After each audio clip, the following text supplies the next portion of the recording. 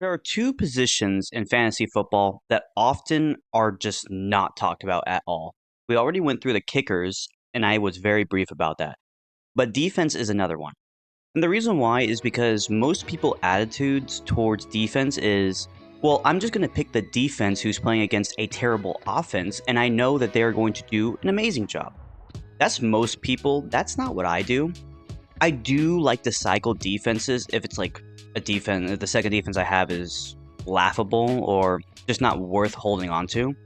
And I'll sometimes cycle, but I generally want to establish a balanced location for my first defense and my second one.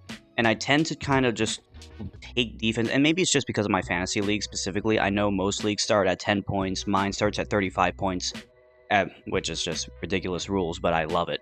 I know that most people just love to switch out defenses, but let's say you're out there trying to actually have a defense that's worth anything, that you don't want to go through all of these free agency moves. You want to know who the best of the best is and just establish that position, either early on or later, depending on how you draft. And that's what this episode is for. This isn't a tier list like I said we were going to do. However, I'm going to be separating this into 4 parts. The first part is the defenses I'd like to avoid altogether. Maybe just a 0.1% chance you'd ever pick them up on fantasy. Maybe they're playing against a terrible offense, who knows. The second one is, while you don't draft them, they're high free agency because they have the talent that is possible, and if they're just playing against that terrible offense, and you can come up with any offense that you think is going to be below average this year, and they're probably a really good pick. I'd say you probably start them 20% of the time, who knows, at the height like that. The third is you draft them, but you'd sit them. They're defenses that oftentimes score in the 20s to 10s and will probably have you a good game here and there. Again, they're backup in case they're playing against a god-awful offense. And then there is the draft and start. The 10 defenses that I believe are worth starting for long periods of time, maybe even starting 50% of your fantasy matchups. We are separating them in those categories, and the way I kind of rank them is the trends of the last 4 years and how the defenses looked. Maybe they started off good like 4 years ago, and then last year they crashed out, or they've been up and down based on injury. Maybe their offense is good, and because of that, they're able to have less defensive time, less errors to be allowed, maybe even getting a lot more sacks. Statistics, just basically anything that goes into drafting a defense in fantasy football. We're not going to waste any time. This is the Game Day Hour. Let's start.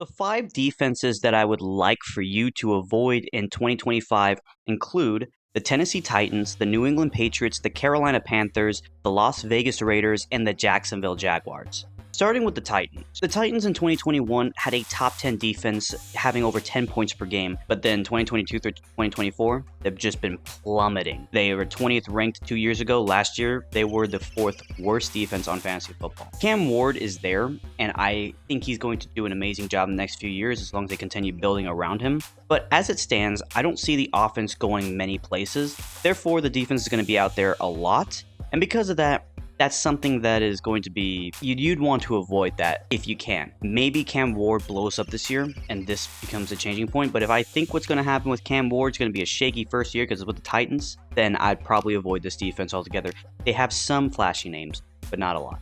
Patriots were another one. 3 years ago, so 2021 through 2022, they were the second and then the first best defense, averaging over 10 points. I'd say averaging over 11 points per game. And by the way, we're doing this in standard scoring. But then 138 points in 2023, which made them the 25th ranked defense. Last year, only 94 points. The second worst defense in fantasy. Right now, the offense is in a kind of limbo situation, and while I believe the Patriots have some nice names in the secondary, there's nobody up front that strikes fear, for me at least.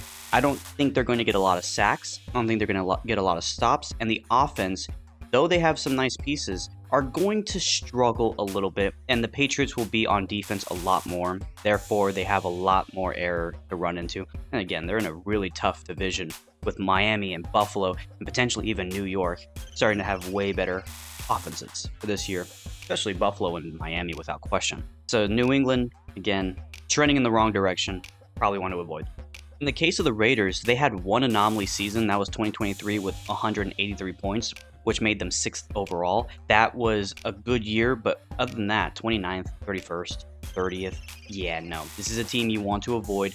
The offense is in a rebuilding phase. Even though they have Max Crosby in a great front, they don't have a great back area. They don't have great linebackers, I wouldn't say. Secondary still needs a lot of work. Therefore, I'd avoid the Raiders at all. The Jaguars, like the Raiders, have an anomaly season. In 2022, they were the 7th ranked defense, but 2021, 96 points. 150 points made them 21st in 2023, and in 2024, 111 points.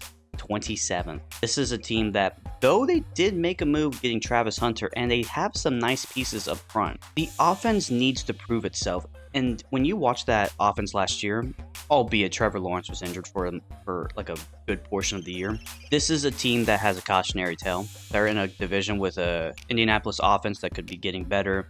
Titans obviously made some moves. The Texans have one of the better offenses in the entire AFC. So with that said, Jacksonville, I'd avoid them. And then the other defense is Carolina. For obvious reasons, the offense isn't too great, and their defense, even though it has some nice pieces, it gets hurt by the offensive production. I mean, if you look, they haven't had a really good season. And 2022 was their best with 146 points. That's still below 10 points per game. Last year, 75 points. That's less than 5 points per game, which made them last place.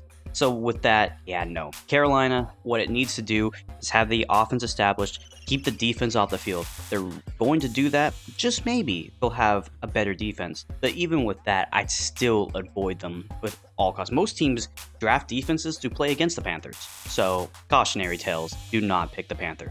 Defenses that I would list as like high free agencies include Washington, Arizona, the New York Giants, Cincinnati, Cleveland, Indianapolis, and Atlanta. Starting with Arizona, throughout the years, they kind of move in different places. 2021 was a peak season for them. 2023 was bad, but 2024, they were kind of moving back in the same direction, better direction, 18th overall defense. This is a defense that I think has some nice pieces starting to develop. Obviously, they still have Budda Baker, so the secondary is pretty solid. The only reason why I put them here is because they have not shown a legitimate trend of just being a terrible defense, and they have some pretty good offensive weapons. Kyler Murray is still one of the more talented quarterbacks in the league. Obviously, the wide receiver core is something to pay attention to. Marvin Harrison is someone that you want to hopefully take that second step. I mean, he didn't play that great in his rookie year, though being one of the bigger names. But let's say for the sake of argument, Arizona has a good balanced offensive attack. Cardinals defense, I think, will take care of itself. They are still in a very tough division with LA, San Francisco, Seattle, all big offense. Well, not Seattle, but all big offenses on the other two ends. I think that the Cardinals are, I don't want to draft them. If you want to pick them up in the middle of the year, I think that's a valuable option. We're going to take a look at Atlanta now. Atlanta has historically been known as a terrible defense over these last 5 years. In 2021, they were 30th. 2022, they were 30th. 2023, they made a step upwards, but they were 28th. And then they had less points than 2023, but they were 19th. So they kind of sat in that range. And they made a lot of improvements in the draft. Jalen Walker, Pierce, Xavier Watts, big names coming out of the draft that I think are going to really help this defense. And they have some nice names in the backfield. You also have Leonard Floyd there. That's another big name. I think that overall Atlanta's defense is actually trending in the right direction. That defense overall is one that I almost wanted to push towards draft and sit, but because of their history, I gotta slow down. So for now, they're a high free agency pick. For Cincinnati's purpose, I mean, this is a team that's close to averaging 8 to 9 points in fantasy per game. 2021, they were at their high 19th. They had big points in 2023 and 2024, but 23rd overall, 16th overall. They're very middle of the pack. A lot of people, when you talk to them about the Bengals, it's all offense, no defense. Therefore, they're cautionary. But because their offense is so loaded and they're amazing overall, it does help defense in a way. Didn't last year, though. You know, looking at the fact that they were ranked 16th, it's kind of a shocker because there are so many games that were shootouts, and obviously shootouts aren't good for you. So they're cautionary. I wouldn't avoid them. I almost put them in avoidable because of the fact that there's just no identity that wants to click on that defense outside of Hendrickson. Because of that, because of the fact the offense is so good, they're going to be a high free agency pick. I remember I drafted them last year as my second defense. And Cleveland has one of the best defenders in the league. Myles Garrett. The rest of that defense, man, it's underwhelming, and a lot of it has to do with the fact that their offense was just atrocious. I mean, look at the 1 year, 182 points when they were 7th out of all defenses. They had a really good offense. Joe Flacco led them very well, and the defense clicked on all cylinders. If their offense is clicking, they're a good defense. They have one of the best defenders in the league. He has a lot of sacks. Very valuable for Cleveland, but it's all about that offense. When I look at that offense, it's not good. Judy's your #1 wide receiver. You might not even have Nick Chubb. That hurts a little bit. And because of that, I have to say, no, I wouldn't draft them. You've got to have them as a high free agency pick because Myles Garrett's just a game changer. But outside of that, yeah, I won't go further with them. We have Indianapolis, and they actually have a little bit of a pattern trend in 2021 and 2023. Over 170 points, top 10 defenses there. 2022, they had 150, close to 10 points per game. They were 12th. Last year, though, big drop. But the reason why I have them as a high free agency pick is because if the offense can click, and it can, that offense definitely can click. Anthony Richardson needs to take a step upwards, but they also made a lot of defensive improvements, and I'm curious to see what they do there. And if you're playing by the pattern, then this should be a good defensive year for Indianapolis. But that remains to be seen. I have free agents. The G-men are like barely scraping being draftable into being a high free agency. In some years, they're in the mid-20s. Other years, they're in the mid-teens. They have great defenders, and they just got a really good one in Abdul Carter. Can that offense click? That's the real question. Can that offense click? Can you take some pressure off of that defense, which is clearly overrun? And if they can't, then they're just somebody who I'd pick up in free agency. They have great names, though. They got good depth on that defense. They made some big moves this offseason, so maybe you'd want to take a shot at them, but I wouldn't. At least not yet. I got to see that offense click first. And the last team is Washington. If you take a look at Washington, a lot of times they spend in the 20s. Obviously, in 2023, the worst defense, which was kind of a shocker to a lot of people. Thought the defense was going to do a lot better. Ended up being completely trash. But that offense is coming along. I really love what Washington is doing there. And Dan Quinn is a defensive mind, and I admire that. They're going to get that defense on at some point. But Washington's offense, I think, is going to take a lot of heat off of that defense this time around. That's if Jaden Daniel doesn't go through the sophomore curse, but that remains to be seen. I think Washington has a chance to be draftable. Most likely not, but a high free agency pick that you hold for a long while. This could be a clicking year. Keep an eye on Washington's defense. I think out of all the defenses in the high free agency, they're the ones I'd like to keep an eye on the most. Okay, so the teams that I have as draft and sit include Seattle, Tampa Bay, New Orleans, the New York Jets, Miami, both Los Angeles teams, the Chargers and the Rams, Detroit, Green Bay, and Chicago. Let's start off with Tampa Bay, and Tampa Bay has kind of been doing the same Indianapolis pattern, 170 to the 140s, 6th place, 16th place, 17th place, 13th. They're a middle of the pack defense. They clearly have a lot of talent, and especially on the offensive side, they have. If you're wondering why I keep saying offense, is because having a good offense can take a lot of pressure off of defense, especially if you can have long, methodical drives that just keeps the defense rested, well rested, as a matter of fact. That helps a lot. Tampa Bay's defense, I think, is the pure definition as middle of the pack, and if they're managing to move towards the 170s this time around, which they most definitely can, I think that they are a team that I would draft, sit, maybe swap out in free agency. I just don't think I can draft them as my main defense just yet. I have to see a little bit more of what that defense can do overall. Next up, we have Seattle. Now, historically, you know, in the 2010s, the Seahawks had one of the most dominant defenses ever, but so far in the 20th decade, they have been middle of the pack to recently last year, having 173 points, making them the 8th best defense in fantasy. And they got some really good defenders on. I mean, this team secondary looks great. Up front, I think, is also pretty strong. The question mark for me is the offense. Can Sam Darnold, is he going to be the guy that Seattle needs? I know he was good with Minnesota. I don't know if he'll be that with Seattle. They do have some great offensive players, though. Cooper Kupp, obviously, Jackson Smith-Jigba. They have some very valuable pieces, a great run game in Kenneth Walker. So they should be balanced on all ends, and Seattle should have good defensive explosive games, which will make them a good, valuable secondary defense. Looking at the Jets have the chance to turn things around. Take a look at this. 88 points. They were the last defense in 2021. 2 years later, they were the 4th best. They were on my championship team. I love that defense. One of the favorite defenses I've ever had. They were very fun to watch despite Aaron Rodgers being out with Achilles. 187 points then.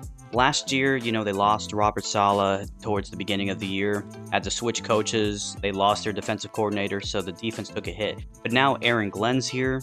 Now that his coaching staff is probably ready to go, I imagine the Jets are going to be back to being a pretty dominant defense. The only reason why I don't put them at number 1, or at least as a draft and start defense, is because can that offense get going? I know the offense was mediocre in 2023, but you also have to remember Breece Hall had himself a year. That didn't happen last year, even when Aaron Rodgers was healthy.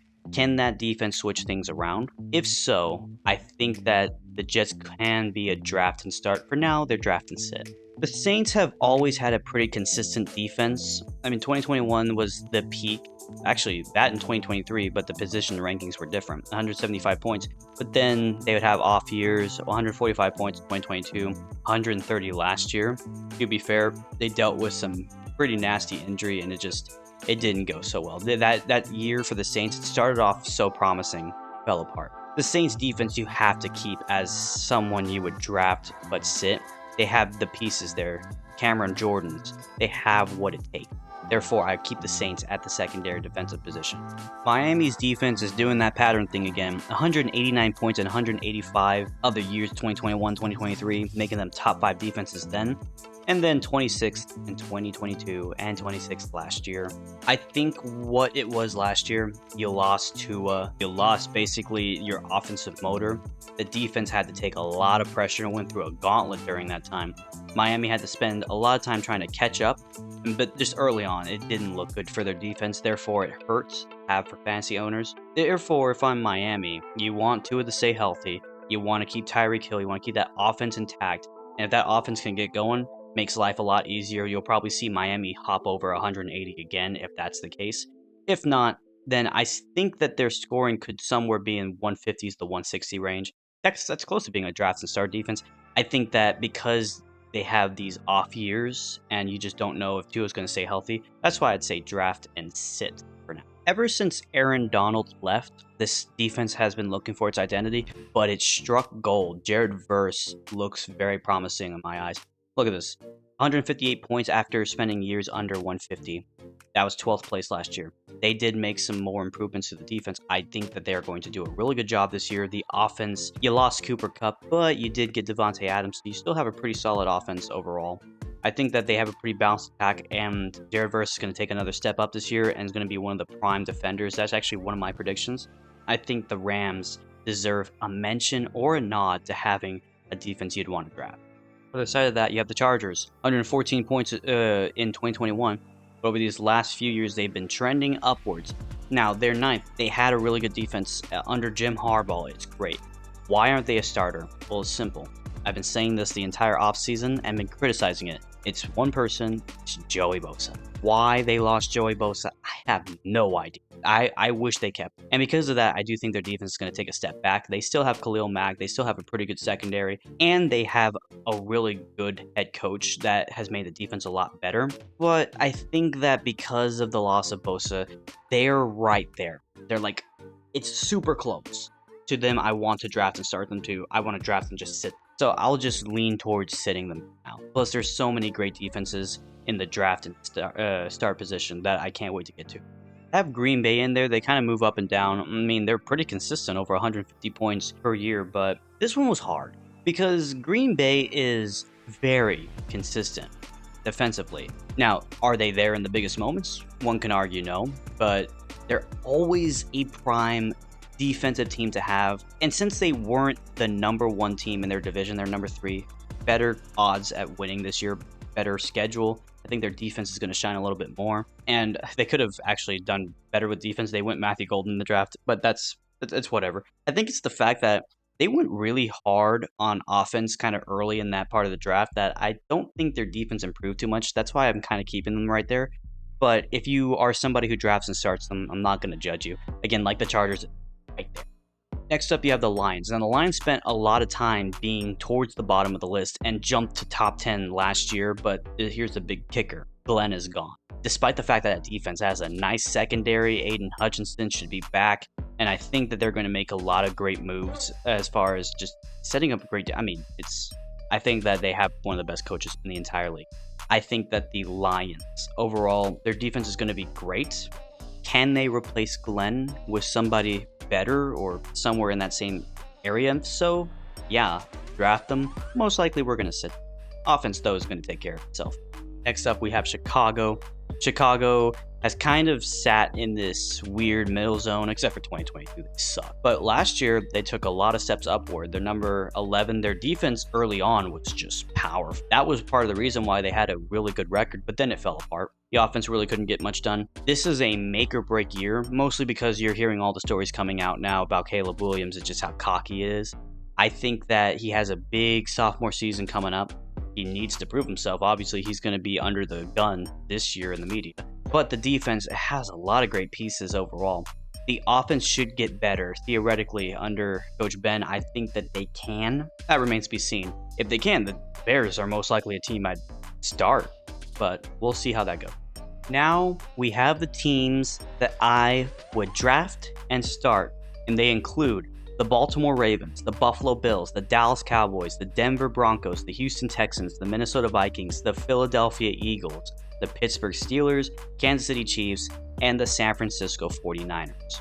There's a clear-cut reason why I'd start Baltimore. First of all, they're historically one of the better defenses. Those middle 2022, 2023, top 6, the second best defense behind the Cowboys in 2023. In 2024, they were really good in the run game. The pass game, I saw just a shell of what they could be. They made some pretty good moves in the draft, especially with Malachi Starks. So that was a great draft pick. Mixing him with Kyle Hamilton, they're going to have a really good secondary. I think you're going to see a big turnaround in their defensive scheme this time around, and they will be back as a top 10 defense for sure. Then you have one of the most consistent, great defenses out there, the Buffalo Bills.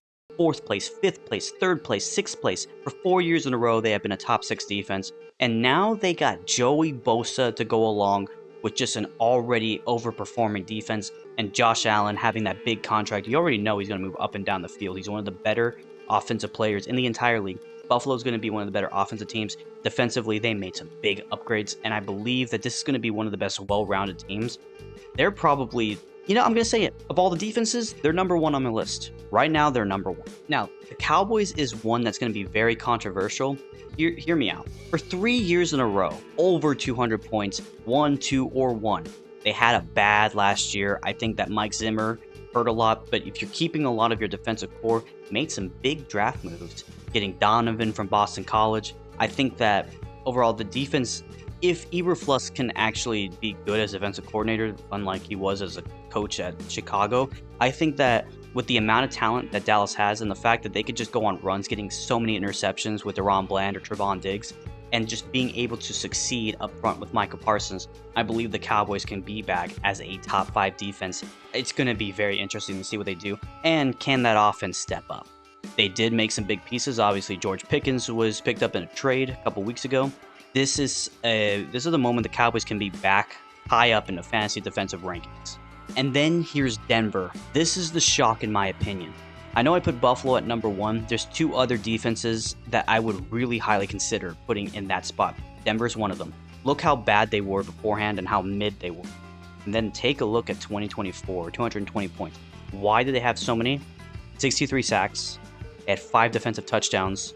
They were high up there in interceptions. Really big scoring defense, and the fact that they just get back there, I did not expect that they would be in the team the lead in sacks. That kind of shocked me. Denver for sure is going to be a top 10 defense because they have the defending defensive player of the year in Patrick Surtain, and they have a front that is just sack party after sack party. They have what it takes, and the offense, I think, is going to take a step up this year. This is going to be a fun team to watch overall. Keep an eye out on the Denver Broncos, especially on the defensive end.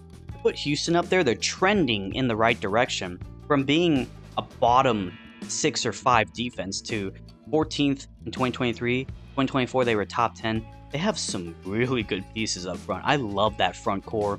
Pretty good linebackers. And then that secondary, man. They got better in the secondary. And of course, their head coach. All of this combined makes me to believe that Houston is going to be one of the better defenses this year. I think that they'll maybe even lean on it over their offense, despite the fact that their offense is going to be fun to watch this year. Houston, keep an eye on them. They should be fun. Of course, Kansas City has to be up there. Now, their numbers suggest they're more like a second defense. Take a look at the Chiefs. They were one of, like early on, a better defense and just not allowing a lot of scoring. And the fact that they're consistently up there, having one of the best defenders in Chris Jones up front, I think it's fair to say that even though they should be a second defense, there's going to be that impulse to draft them as a number one defense. I imagine many people have them as a top 5 going into this year like they did last year. I had the Chiefs for a while on defense, and they served me very well early on. Towards the end, not so much. But let's see, maybe they'll be a little more consistent this time. This is the other defense that I say can be the best defense, rivaling Buffalo and Denver, and that's Minnesota. Minnesota has one of the most up-and-coming defense. 13th, 24th, 18th, yada yada. Last year, 195. Led the league in interceptions with 24. Really good secondary. They're going to continue having a great secondary. And really, you want to be honest, the reason why the Vikings went 14-3 despite having one of the best wide receivers in the NFL and great offense, that's Sam Darnold, just remember that. They leaned on that defense heavy. Now, they didn't show up in the game against the Rams, but it is what it is. The offense, I think, may take a step forward with J.J. McCarthy, and if that's the case, this defense might be even more electrifying. They may even be one of the more dominant teams going into the NFL this year. If J.J. takes that step that I think he can take and be one of the better overall quarterbacks coming into this year, which is very funny because I criticized him a lot coming into the NFL. Didn't think he was an NFL-ready quarterback. I might be wrong. I did like what I saw in the preseason before he went out. I think he got that year to spend on the bench, kind of looking. I know he was out for the year, but being able to study under Sam Darnold, now he gets to take that step forward. Minnesota, I think you should be pretty excited. It's going to be very fun this year. Force the Super Bowl defending champions are going to be up there for sure. Their defense has been up and down, at 12th place to 26th in 2023. But the years they have been the 4th best defense have been years they've been to the Super Bowl or have won the Super Bowl like last year. I think that overall, they made some big moves. Jalen Carter is a menace. Quinion Mitchell and Cooper DeJean are a great no-fly zone overall. I think that they have made so many great...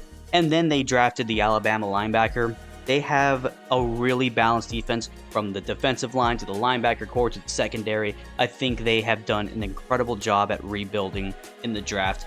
Again, Howie Roseman, even as a Cowboy fan, I have to tell you, Howie Roseman is a genius when it comes to getting talent on the Philadelphia Eagles. Expect a really solid defense this year, and they don't have Patricia, so you should be fine. You have the Pittsburgh Steelers, the other Pennsylvania team, consistently a great defense. From 158, 156 to 180, 183. A lot of this has to be attributed to the fact that Mike Tomlin managed to have a winning record year in and year out, and a lot of it has to do with their defense. TJ Watt, one of the best defenders in the league. I love what they do in the linebacker core. Patrick Queen's there. I love what they have in the secondary. I'm a big Fitzpatrick fan. I think that overall, Pittsburgh's defense is balanced on all ends. But it's going to be a little bit of a question mark. You go into this year, the quarterback room is between Mason Rudolph, maybe Aaron Rodgers. I have yet to see anything about that. And then, of course, you drafted Will Howard, the Ohio State quarterback, albeit won the national championship. But they lost George Pickens, DK Metcalf's there. They lost Najee Harris. Now Jalen Warren's their number one. The offense took a step backwards. Let's see if the defense can rise to the occasion. And then the last defense we have to discuss is San Francisco. Now, I get it. San Francisco had a bad year last year. A lot of it had to do with injuries, both on the offense and the defensive side of the ball. They had 205 in their peak in 2022, and then in 2024, 125 points. Really, really bad. But the reason why I like what I see is they still have Nick Bosa. They still have Fred Warner. The secondary did not do very well. You got Robert Saleh back. And when Saleh was the defensive coordinator in 2019, that team went to the Super Bowl. That defense was unstoppable. One of the best defenses I've seen in a long while. I think San Francisco has what it takes overall to be back in the top 10 defenses overall. Give them a shot. I would definitely.